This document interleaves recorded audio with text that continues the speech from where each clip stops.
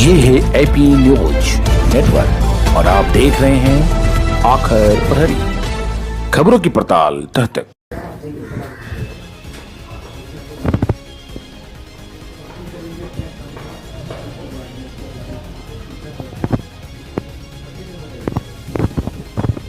इस सरकार के द्वारा दिया गया जो पावर इन द सेंस कि जो भी आप काम करते हो उसके लिए एक फंड की जरूरत होती है, और जब उस फंड के लिए अगर आप सरकार के पास जाते हो और चक्कर लगाते तरीके हर जगह एक ही चीज क्वेश्चन करना थोड़ा सा कहीं ना कहीं इंफॉर्मेशन को गुमराह करने वाली बात हो जाती है कि हर किसी काम को लेके अगर आप सरकार में अर्जी देते हैं कि भाई इतनी फंड की जरूरत है, रिलीज किया जाए, हाँ पब्लिक हित में काम करने के लिए, क्या फंड कितने दिन में रिलीज? एक चैम्बर बनाने के लिए पैसा नहीं मिलता है।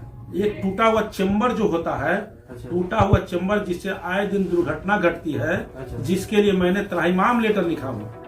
मैंने अपने निगम में त्राहिमाम लेटर लिखा हूँ कि चैम्बर टूटा हुआ है अपने एक्जीक्यूटिव इंजीनियर के पास, लेकिन उनके द्वारा कहा जाता है कि फंड नहीं है, जिसके कारण चैम्बर टूटा हुआ रहता है, दुर्घटनाएं घटती है।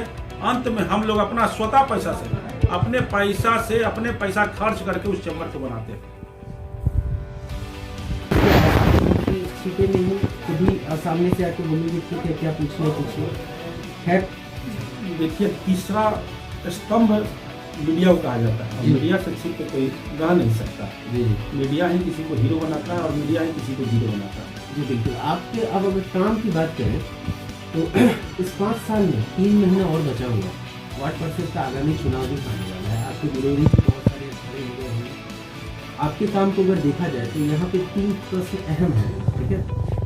नल जल योजना, नली गली पक्की, ठीक है, और प्रधानमंत्री आवास योजना। ये 3 योजना आपके यहाँ किस तरीके से काम किया, मतलब कितना काम हुआ इसमें? सबसे पहला प्रश्न आपने किया नली गली पक्कीकरण का काम। जी, लगभग 75% से ज्यादा। ये इलाका वार्ड नंबर 47 का भौगोलिक स्थिति पहले जान लीजिए। ये बाजार समिति का इलाका है और यहाँ नए कॉलोनी बने हैं। ये पूरा खेत हुआ करता था। और यहाँ जो पटना में आए, नौकरी करने के लिए आए, व्यापार करने के लिए आए, उन लोगों ने यहाँ थोड़ा जमीन खरीद के और यहाँ अपना आवास बनाया। आवास भी वो खेत में बना लिए। और यहाँ ऐसी समस्या थी कि हर समय बिना प्लानिंग का ये वार्ड बना, जिसके कारण यहाँ सबसे ज़्यादा जल जमाव पूरे 75 वार्ड में वार्ड नंबर 47 में होता था। मेरा सबसे पहला कार्य था कि इस क्षेत्र को जल जमाव से, बाढ़ से मुक्त करा देगा। 2019 में जो भीषण जल जमाव हुआ था तो पूरा मेरा वार्ड डूब गया था। मैंने प्रण लिया था कि आने वाला समय में इस वार्ड में जल जमाव नहीं होगा। और उसके बाद 2020 और 2021 हुआ। मैंने ऐसा व्यवस्था कराया, ड्रेनेज बनवाया, पंप लगवाया, संप बनवाए। बकरी मंडी के पास एक नया संप बनाए, जहाँ पाइपलाइन क्षतिग्रस्त था, जहाँ से पानी रुकता था।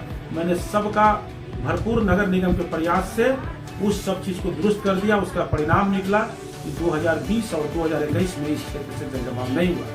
जहाँ तक आपने प्रश्न पूछा नली जली के कार्य के बारे में, तो नली गली श्रम कार्ड लगभग हमको लगता है कि हजारों से ज़्यादा श्रम कार्ड मेरे यहाँ बन गया। और लोगों का रिस्पांस आपके प्रति कैसा है? ये तो आप लोग बता सकते हैं। ये तो आप मीडिया चैनल के लोग या जनता जनार्दन बना सकते हैं। हमें 5 साल का दायित्व मिला था। आपका तो एक मतलब मत होगा ना, आपको लगता होगा ना कि पब्लिक का राय आपके प्रति कैसे? मेरे प्रति पब्लिक का राय बहुत ही बेहतर है, बहुत ही अच्छा है। लेकिन कहा जाता है कि अपने मुंह से बड़ाई नहीं करना चाहिए। ये तो साइकोलॉजी है। ये अपने मुंह से बड़ाई नहीं करना चाहता हूँ। मैंने हर एक पब्लिक का कार्य जहाँ से संभव हुआ मैंने कराया। लगभग 2500 से ज्यादा राशन कार्ड बनवा दिए, 400 से 500 से ज्यादा वृद्धा पेंशन बनवा दिए, श्रम कार्ड हजारों लोगों को बना दिया, आयुष्मान कार्ड बनवा दिए। आयुष्मान कार्ड जो आप बताए, उसमें इस पेंडेमिक में कितना खाता में पैसा आया?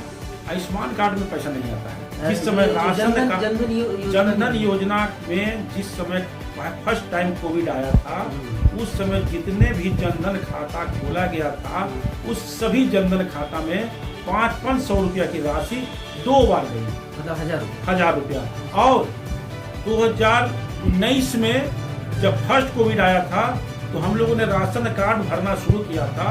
तो जिनका राशन कार्ड भरे थे, बहुत तेरे लोगों का हजार रुपया उनके अकाउंट में गया था। 1000 रुपये। जी।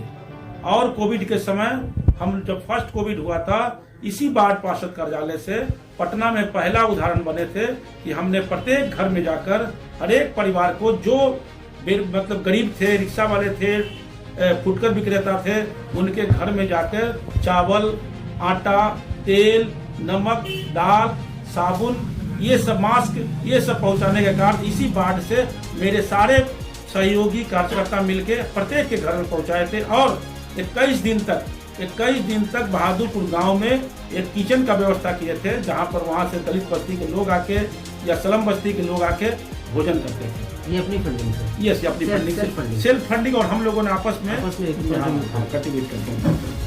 95 योजना हमने जिस समय बना था तो उस समय 95 योजना कच्ची गली का हमने दिया था, और 95 योजना में 95 योजना पूर्ण हो गया, लेकिन यहाँ खेत बिकते गए और फिर नई बस्ती बना, जिसके कारण अभी भी लगभग 70 से 80 गली नली अभी कच्चा है, जिसके लिए भी हमने लेटर दे चुका है। हम आने वाले समय में ये विकास पूरा हो जाएगा। दूसरा प्रश्न था आपका जल नल योजना से। मेरे वार्ड में 3 पंप हाउस है, एक रामपुर में है, एक साकेतपुरी में है, एक अलका कॉलोनी में। मेरे यहाँ भरपूर पानी मिलता है, पानी की समस्या मेरे वार्ड में नहीं है, लेकिन फिर भी एक नया बोरिंग का अधिष्ठापन मैं संदलपुर अखाड़ा के पास निर्माण कार्य करा दिया हूँ।